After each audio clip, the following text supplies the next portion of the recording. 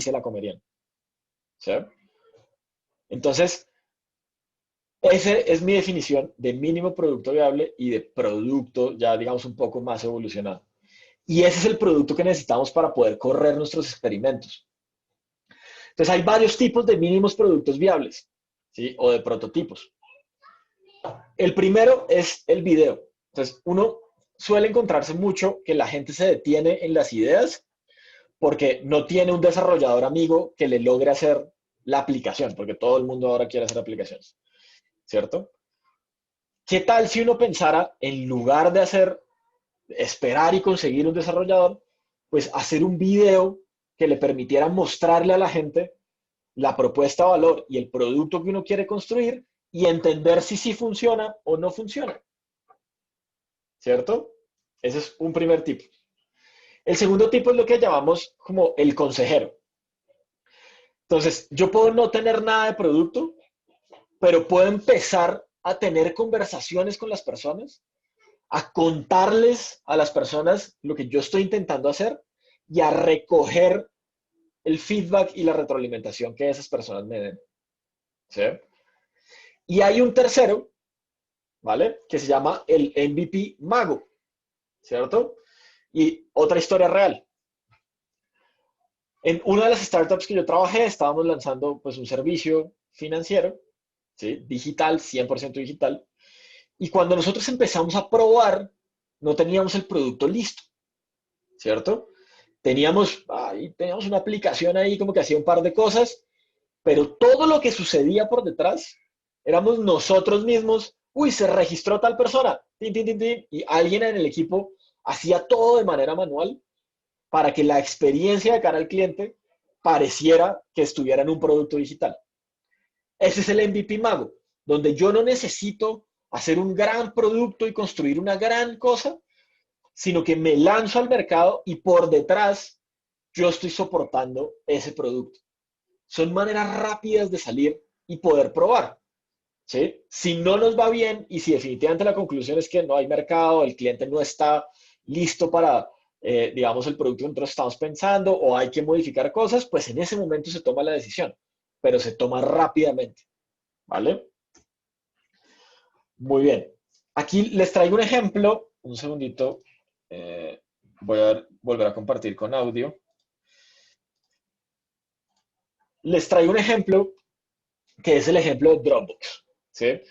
Y de cómo ellos en su momento, sin haber lanzado, sin haber puesto una sola línea de código en la solución, necesitaban entender si la gente iba a estar dispuesta a adoptar un sistema de almacenamiento de archivos en la nube, ¿cierto?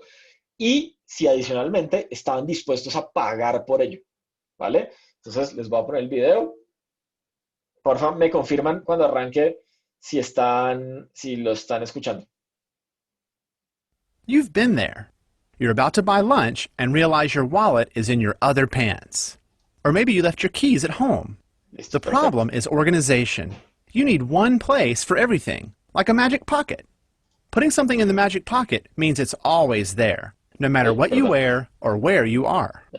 The same thing is true for computers.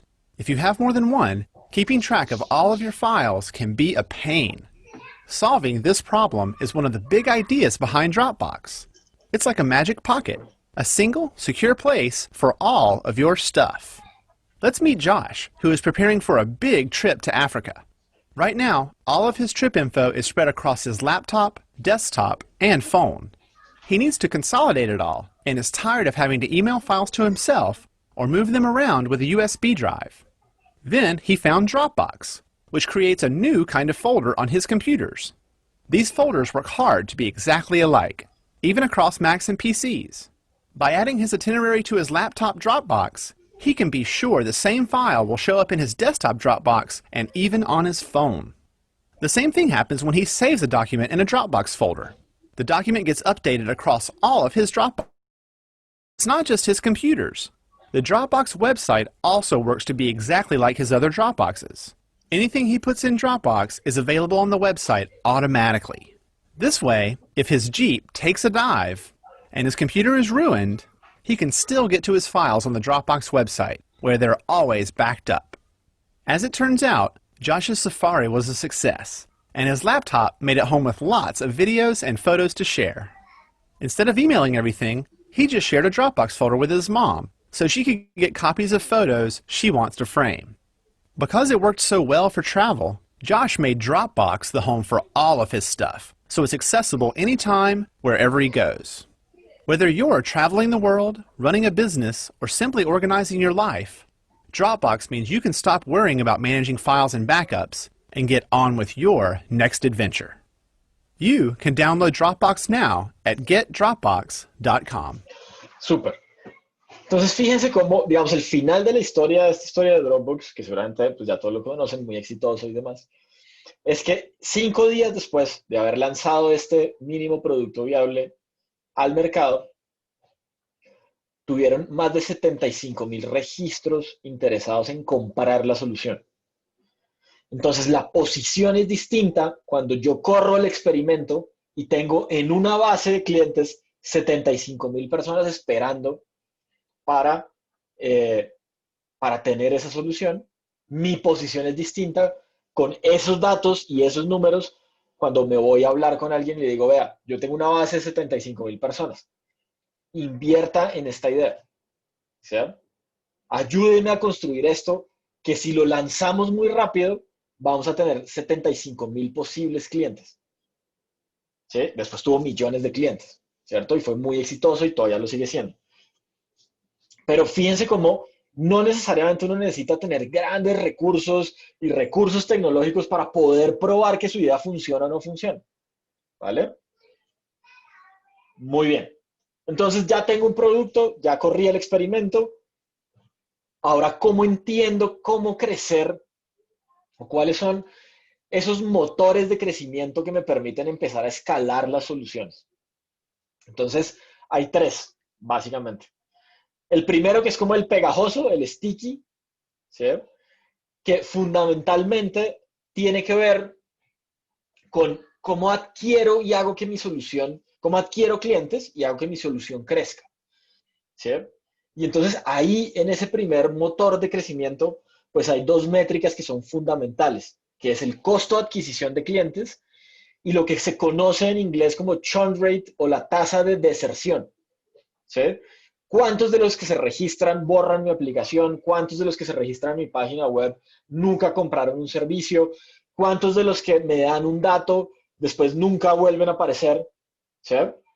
¿Cómo medir cómo estoy adquiriendo clientes y cómo se me están yendo para poder empezar a medir la fidelización o la retención de mis clientes, ¿verdad? Y crecer de esa manera.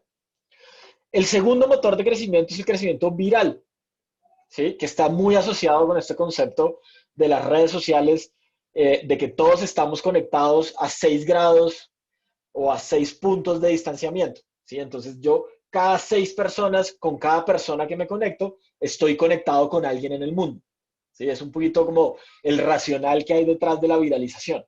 Entonces, cuando yo escojo eso, o ese, digamos, mecanismo de crecimiento, ¿cierto? Pues hay un coeficiente muy interesante que es el coeficiente de viralidad, ¿sí? O el viral coefficient. Ese coeficiente de viralidad lo que me dice es, por cada una de las personas que yo traigo, ¿cuántas personas está trayendo esa persona a mi solución? ¿Sí? ¿Cuántas personas estoy atrayendo vía, digamos, hacer contenido viral, vía hacer que mi producto se viralice a través de alguna estrategia? ¿Vale? Y en la última, que digamos, a mí no me gusta mucho, es necesaria siempre, hay un pedazo que hay que pagar, ¿cierto? Pero pues no me gusta mucho es porque requiere capital para crecer. Solo en esa. O sea, si alguien decidiera solo crecer haciendo anuncios o solo crecer gastando en pauta, pues sería complejo poder mantener eso en el futuro porque necesitaría mucha inversión. Pero es válida, ¿sí? Y normalmente uno la hace y la necesita, sobre todo hoy en día, cuando los algoritmos de las plataformas castigan tan duro el crecimiento orgánico, ¿sí? Y privilegian obviamente sus negocios de pauta, pues es digamos que el motor de crecimiento pago. Y ahí es muy importante entender dos conceptos o dos métricas que nos ayudan a medir el éxito o no de ese motor de crecimiento, que es el costo por adquisición, ¿cierto? ¿Cuánto estoy gastando por cada descarga? ¿Cuánto estoy gastando por cada registro? ¿Cuánto estoy gastando por cada compra? ¿Cuánto me vale que mi cliente haga eso? Y el LTV o el Lifetime Value, ¿sí? Y es cuánto se demora mi cliente en retornarme ese costo de adquisición que yo tuve, ¿sí? ¿Cuántos meses, cuántas semanas, cuántos años se demora mi cliente en retornar? Entonces, si yo adquiero a 100,000 pesos un cliente, pues mi cliente comprando mi servicio o mi producto, ¿cuándo me retornan esos 100,000? ¿Sí? Si nunca me retornan, pues probablemente haya que cambiar de motor de crecimiento porque nunca voy a poder cerrar financieramente mi negocio, ¿vale? Entonces, tres formas no son excluyentes. Yo puedo tener un poco de pago, un poco de sticky, un poco de viral. Puedo hacer una sola o puedo hacer un poquito de cada una, como les decía. ¿Listo? Bien. Y entonces llegamos a un concepto que nos preguntaban, no me acuerdo si era Felipe, pero nos preguntaba, iniciando la charla, nos preguntaba, oh, regálame un segundo, creo que, sí se escucha, no, pensé que había preguntas. Eh, Nos preguntaba un poco, oiga, vamos a hablar del concepto de pivotear. Sí, porque después de todo esto que hemos visto y de todo lo que hemos armado durante esta hora que ya llevamos charlando, que arrancamos con una hipótesis, entendimos, digamos, un poquito los supuestos y los riesgos asociados a esas hipótesis y a la idea, construimos un producto mínimo viable, entendimos qué era lo que queríamos medir, qué era lo que queríamos probar, ¿verdad? Fuimos y lo probamos, viene el momento de aprender. Y en el momento de aprender, que es el momento de medir si mis motores de crecimiento funcionaron o no funcionaron, pues viene el momento de tomar una decisión, ¿cierto? Y esa decisión es la decisión de pivotear, que es cambiar, ¿sí? Pivotear es un poco como si yo rebotara y me fuera en otra dirección, o perseverar en lo que estoy haciendo, ¿verdad? Si Dropbox probablemente digamos, hubiera hecho sus experimentos y no hubiera habido la acogida que hubo en ese momento, ¿verdad? Probablemente hubieran tenido que tomar una decisión en ese momento. Oiga, seguimos intentando, cambiamos algunas cosas en la propuesta de valor y perseveramos para seguir probando, o por el contrario, es momento de decir, hasta aquí llegamos, ahora nos vamos a enfocar en otra cosa o vamos a cambiar, ya no vamos a hacer una solución de almacenamiento de archivos, sino que vamos a hacer una solución de fotos, qué sé yo. ¿Sí? Un segundo. Bien. Entonces, los pivotes pueden suceder en distintas partes del negocio o del proyecto de emprendimiento, no únicamente en producto. O sea, la gente normalmente dice, oiga, pues es que yo pivoteé mi producto. ¿Sí? Sí, puede pivotear su producto. Puede que usted antes estuviera pensando, no sé, en un wearable y no era un wearable, sino que era una página, una plataforma web. ¿Sí? Listo, está perfecto. Cambió de dirección ahí, pero siguió manteniendo su propuesta de valor, siguió manteniendo características de su servicio, ¿cierto? También el pivote y las decisiones se pueden dar, digamos, en estos tres niveles que ustedes están viendo en pantalla. El primero de ellos es el segmento de clientes. ¿Sí? Entonces, es común que yo haga un experimento, construí un mínimo producto viable, yo dije que mi rosquita era una rosquita, una dona para estudiantes, y fui y lo probé y me di cuenta que los estudiantes no comen donas. Entonces, pues tengo que tomar una decisión a nivel de segmento de cliente. Si insisto en los estudiantes, probablemente cometí un error, targeté a los que no era, cogí los estudiantes más jóvenes y lo que yo necesitaba eran los estudiantes mayores, qué sé yo. ¿Sí? O definitivamente decir, no es por el lado del segmento de estudiantes, es por el lado de ejecutivos jóvenes, no sé, que tienen poder de adquisición, mis donas son muy caras, lo que sea. Entonces pivoteo el segmento y ya no me enfoco en el ese que tenía porque aprendí de mi experimento que ese segmento de clientes no era y me fui al otro donde nuevamente pues tengo otra hipótesis y tengo que seguir probando esa nueva hipótesis de segmento de cliente que tengo. ¿Vale? O puedo también tener un pivote en términos de la propuesta de valor. ¿Sí? Entonces, en términos de esa propuesta de valor, pues fundamentalmente lo que tenemos es, puede que yo salga y nunca mi producto o mi servicio resuelva el dolor que yo creía que resolvía. ¿Sí? Mi cliente o esas personas con las que experimenté nunca percibieron que había valor. ¿Sí? Entonces, la dona, pues los que me dijeron que no, claramente percibieron que no había valor. ¿Qué tengo que hacer con ese nicho que me dijo que no? Tengo que entender si puedo mejorar mi propuesta de valor con el mismo producto, ¿verdad? Y solucionarles un dolor. Entonces, al que le gusta rellena, al que le gusta con colores, al que le gusta de otro sabor, qué sé yo. ¿Sí? Ahora, ese es un ejemplo de, digamos, como una extensión de mi propuesta de valor sin necesariamente pivotear totalmente en la propuesta de valor. Pero ¿qué pasa si yo salgo y todo el mundo me dice, no, no quiero, no quiero eso, no quiero eso, no quiero eso, no quiero eso? Probablemente lo que está sucediendo es que mi producto no le resuelve el dolor. Entonces tengo que cambiar la propuesta de valor. Tengo que volver a entender cuál es el dolor que necesito resolver, porque probablemente ese que yo tenía en la hipótesis no era. ¿Sí? Hace un par de días, no sé si tuvieron la oportunidad de estar en Inspiratic, este evento de Mintic que hicimos, digamos, también con apps.co, y venía el fundador, el cofundador de Waze, ¿sí? Y decía una frase que a mí me encantó, y es, usted lo que tiene que hacer es encontrar un dolor que tengan millones de personas, ¿sí? Millones y millones de personas y encontrar la propuesta de valor y el producto para poder resolver ese dolor. Cuando eso no pasa, pues probablemente tenga que pivotear en la propuesta de valor, ¿vale? Y por último, yo podría tener que pivotear a nivel de motores de crecimiento. Yo pude tener la hipótesis de que iba a arrancar con anuncios en Facebook y que así iba a despegar y nunca sucedió. No funcionó. ¿Sí? Hice mil cosas, targeteé de manera distinta, puse distintos públicos, le puse más plata, menos plata, lo puse a todas las horas del día y nunca funcionó. Entonces tengo que entender cuál es mi canal de tracción que va a funcionar, cuál es mi motor de crecimiento que va a funcionar. ¿Sí? Y ahí pues probablemente tenga que cambiar de dirección. Y ese es el concepto de pivote.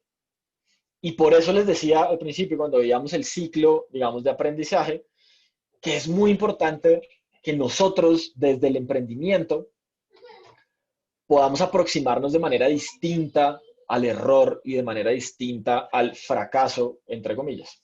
¿Sí? Porque pivotear no es fracasar. ¿Sí? De hecho, creo que tengo, no, bueno, pensé que tenía una frase acá que me gusta, pero pivotear no es fracasar. Pivotear es aprender rápido y es haber tomado probablemente una decisión más rápido que mi competencia. ¿Sí? Si yo llegué al momento de tomar la decisión de si tengo que seguir o tengo que cambiar, ¿sí? O tengo que cerrar, pues me hace más inteligente que el que nunca ha fallado o que el que siempre está esperando a tener todo perfecto para poder lanzarse al mercado. ¿Sí? Entonces, quizás el mensaje más grande cuando siempre hablo de Lean Startup es este último y es ir rápido. Bueno, son varios mensajes. El primero es ir rápido, probar las hipótesis, construir un mínimo producto viable para poder probar y medir, no es hacerlo de manera desordenada. ¿Sí? Hay que tomarse el tiempo de estructurar el experimento y de entender qué es lo que quiero probar, ¿verdad? Lo segundo es que hay que medir. Lo que no se mide, pues no se puede saber con certeza o con algún nivel de certeza si funciona o va a funcionar o no. ¿Sí? Y el tercer mensaje es, si algo no sale bien, si les toca rechazar una hipótesis, si les toca pivotear, si les toca cambiar, ¿sí? Si les toca montar un cereal como los amigos de Airbnb para poder financiar su emprendimiento porque las ventas no les están dando, ¿sí? no es fracasar, es una oportunidad de aprender, de hacerlo mejor y hacerlo más rápido que mi competencia o hacerlo más rápido que otros que estén, digamos, en la misma, en el mismo camino que yo o en la misma idea que yo, ¿vale? Y pues con esto termino. Muchísimas gracias a todos por la atención, por la participación, por la validación que hicieron de mi dona. Eh, si hay preguntas, si hay comentarios, pues todavía nos queda un tiempo y pues felices de poder conversar un rato más y de aclarar esas dudas o esas preguntas.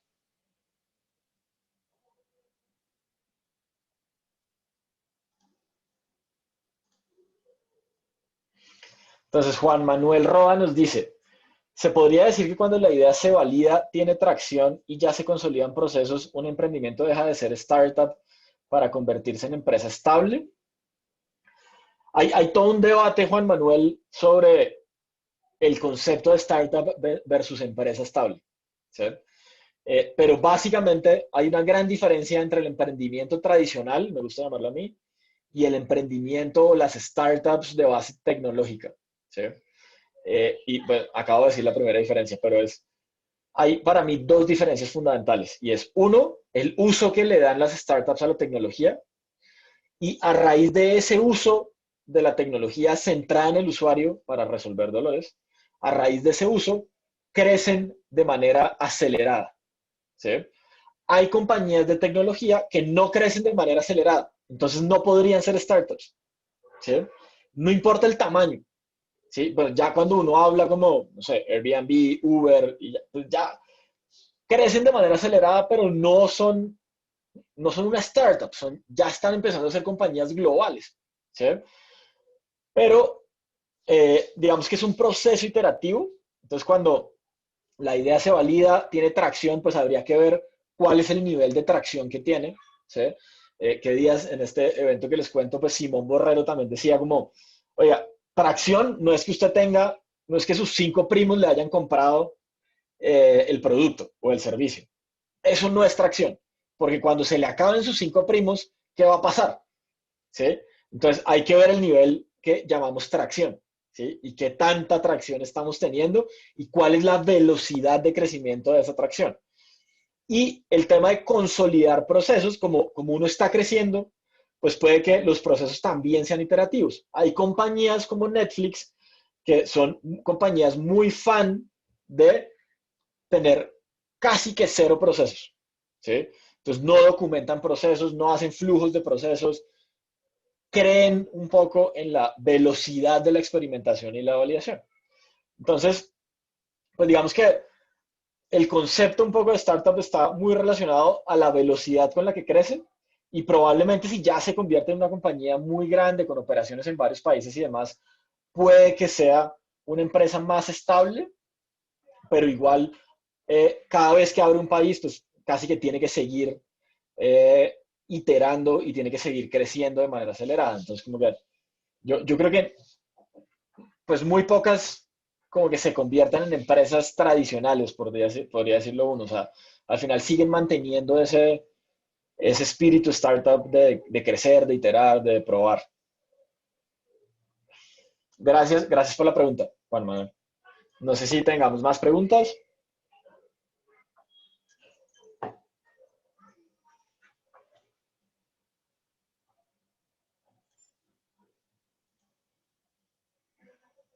Bueno, si no tenemos más preguntas, les iba a pedir un favor.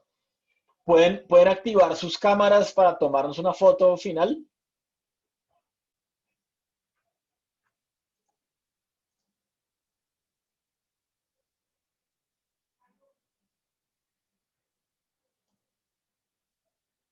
Tranquilo, Juan David nos dice, no hay ningún problema.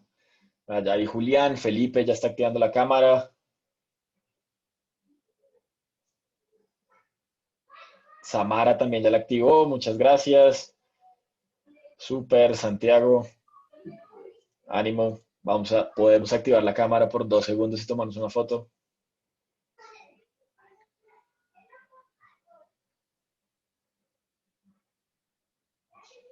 Listo, Sergio, tranquilo. Qué pena, por ahí mi perro se puso bravo y sonó. Eh, listos. Bueno, entonces voy a contar hasta tres. Pueden reírse, pueden hacer así, pueden hacer lo que quieran, pero que hayan estado muy felices en la charla. Entonces, uno, dos, tres. Bueno, súper, muy bien. Está lista la foto. Eh, pues nada, muchísimas gracias por la atención, muchísimas gracias por la participación. Espero que les haya servido, que se lleven muchos aprendizajes y sobre todo que se vayan muy curiosos a seguir, digamos, como entrando en este proceso del emprendimiento digital. Muchísimas gracias. Muchas gracias, muchas gracias. Vale.